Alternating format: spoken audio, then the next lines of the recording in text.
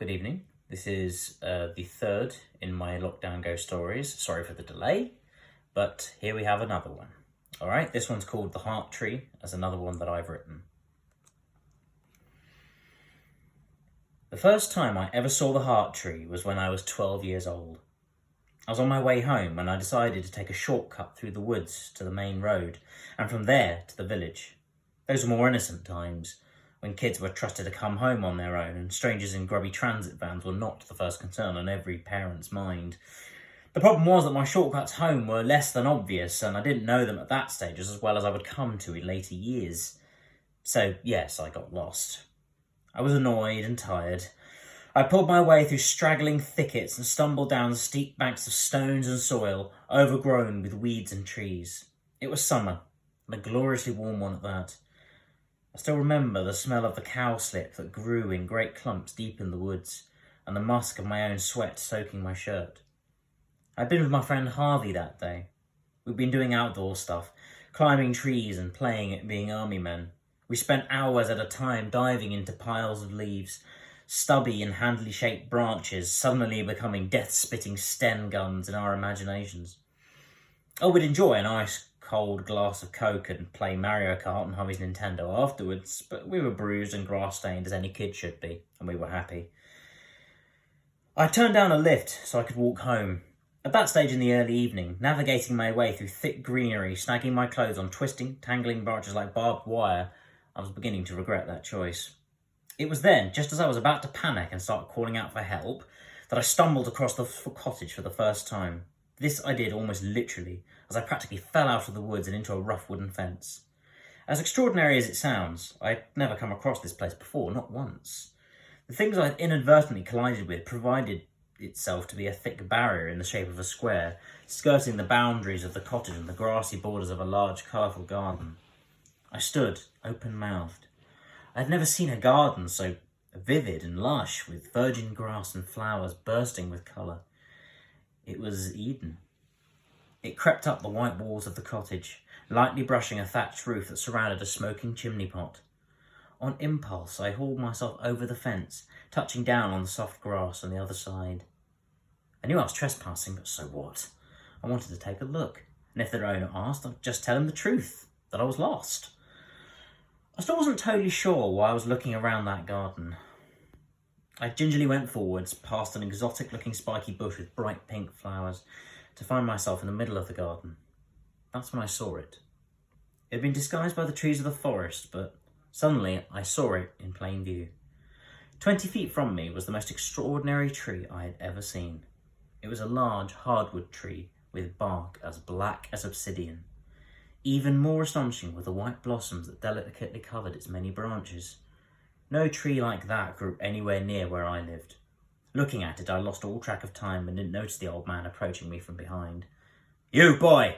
What are you doing in my garden?" The spell was broken and I made to run, except the old codger whipped a stout wooden walking stick just in front of me, blocking my path. I stammered an apology, babbled a few explanations, I cannot find my parents, etc. But then he smiled and lowered his stick. "So not here of a purpose? Still, you wouldn't be the first who saw my heart tree. Rather lovely, isn't it?" Even then, I couldn't exactly agree. Striking, yes. Beautiful, absolutely. Lovely, however, is not a word I would use to describe it. "Not that I get many visitors," he harumphed, "but that's fine by me. You're lost?" I nodded, explaining how I'd lost my bearings. "Main road's in that direction." He pointed just in the direction of his cottage, beyond which I assumed was a road. In a burst of curiosity, I found myself asking why it was called the Heart Tree. Again, the old man smiled. "Oh, well, that's the thing, you see. Come with me." He hobbled forward, beckoning me to follow him. Dumbly, I did so. "It's the bark, you see." He took me close to the tree, oil-slick black, and with a similar sticky sheen. The old man ran his hand up and down the tree to a group of knots that stood out prominently in the rough shape of a heart. "The tree grows like none other," the old man sighed. "She's beautiful, but beauty does come at a price. It always does." I found myself drawn to the tree, reaching out to touch its strange, unreal surface. "No! Don't touch it." His warning came so sharply and with such force, I jerked my hand back before I could. The man stepped in front of me, thick eyebrows knotting angrily.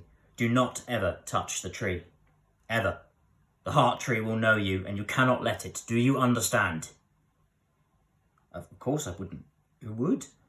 Nevertheless, I realised I was backing away from him. The grass closest to the tree I noticed was grey, and it was desiccated in a dreary grey ring at the base of the trunk. Go, now! The old man gestured with a tremulous finger in the direction of the road. I bet it was hard looking away from snow-white leaves that seemed to glow in the evening sun. It was hard to resist the urge to walk back and touch that beautiful, extraordinary tree. It was the old man who broke my reveries. Go, boy. Please, leave this place. Forget it. Forget all of this. His desperate pleading tone was what broke the spell. I turned and ran. I found the road and soon enough found my way home. My parents were less than pleased at my lateness and the state of my clothes, but by dinner time, all was forgotten and mostly forgiven. I'd been grounded, but it could have been worse. That night in bed, I stayed up at the ceiling, restless, unable to sleep. An old man's words came back to haunt me. It will know you. How could I have known then? I was a kid. But I saw the tree in my mind's eye. Knotted, black trunk, shimmering, ethereal blossoms. It looked extraordinary in my mind, but the more I thought of it, the more sinister it became. The light became a low, sickly colour. The branches skeletal as I recalled its strange, grasping branches. It was uncomfortable, scary even. Awe, in my mind, had rapidly turned to fear.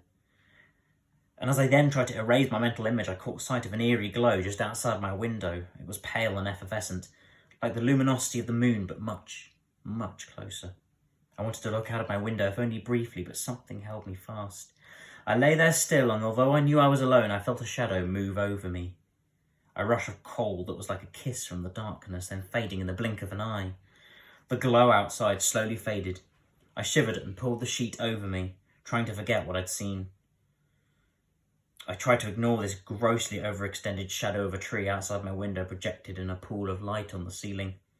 I tried not to imagine it growing and hearing its roots burrowing through the earth. You may think it odd, perhaps, but I never connected that strange night with the disappearances. When you're a kid, a vanished face from the playground means they've left with their mum and dad to go to a new town and see new, exciting places. So what if the teachers looked a little ashen-faced, somewhat sad? You didn't know the kid, except perhaps across the lunch hall playing with their own mates. Then Harvey disappeared. My best friend. Snatched from his own bed in the night, they said. A jogger swore blind they saw him walking into the darkness of the woods late at night, alone and staring straight ahead, apparently at nothing. The jogger insisted the kid they saw was following someone, although we couldn't see who. The police trod the whole area for days at a time, but they found nothing. It was threatening to tear my family apart. I remember sitting in my room, trying desperately to distract myself with a new Lego set while my parents argued constantly downstairs. It was that incident, I think, that convinced my parents to move house and escape that place. They sat me down in the living room and they told me we were moving away. Since this was a few years later, I reacted as any teenager would at the prospect of being pulled out of their comfort zone and away from their friends. Looking back now, it was one of the best decisions they ever made. The new house was bigger and better. The town had more life. It didn't feel stagnant or sick as the last one. I had more or less forgotten the tree by that stage, and as time went on, I went to university, graduated, moved to the city, found a job in publishing, met a gorgeous girl. Life continued apace. I never forgot Harvey, though. The boy who had been my best friend and left such a hole in my life. No, not a hole. A sinister shadow that reached me even all these years later. Then one summer, I paid a visit back to my parents' house for the long weekend. It was a balmy summer evening in late August, the air smelling ripe with the promise of rain. It was only the second day of my visit on a warm afternoon as we sat out in the garden enjoying the sun, breathing in the smells of mimosa and honeysuckle that filled the warm air that my parents brought up in the conversation. They were making tea, when my mother, apropos of absolutely nothing at all, said, "Oh, by the way, do you remember Pat and Duncan? You know, nice couple. They used to live near us in Flatfield." I faintly remembered a permanently smiling bear who would sometimes frequent dinner parties and acknowledged that I did. "They're moving away now. Apparently the town's lost its homeliness, although in my view it did that long ago after that dreadful business with your friend Harvey."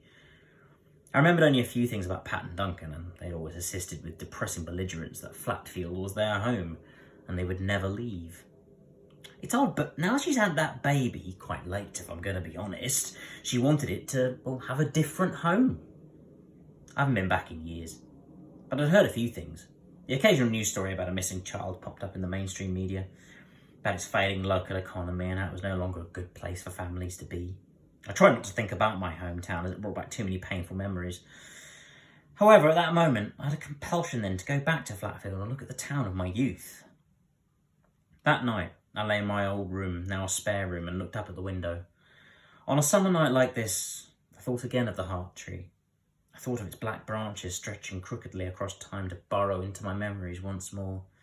I remembered my own search for Harvey, how I ran around those woods from dusk till dawn, calling out his name, but never finding him. The next day, I decided to go and have a look.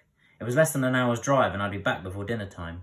So off I went on a sultry summer afternoon off to rediscover my youth.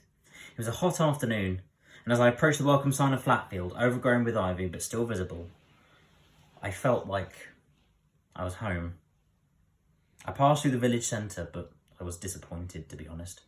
The video rental shop that I visited when I was young was long closed. There was a supermarket, but one of those ghastly modern franchises with little to no charm to it, not like the local shops of my boyhood. I was beginning to write off my visit and wondering why I'd wasted so much time getting over to Flatfield. There was nothing here for me. Then I felt it. I felt the heart tree. End of part 1.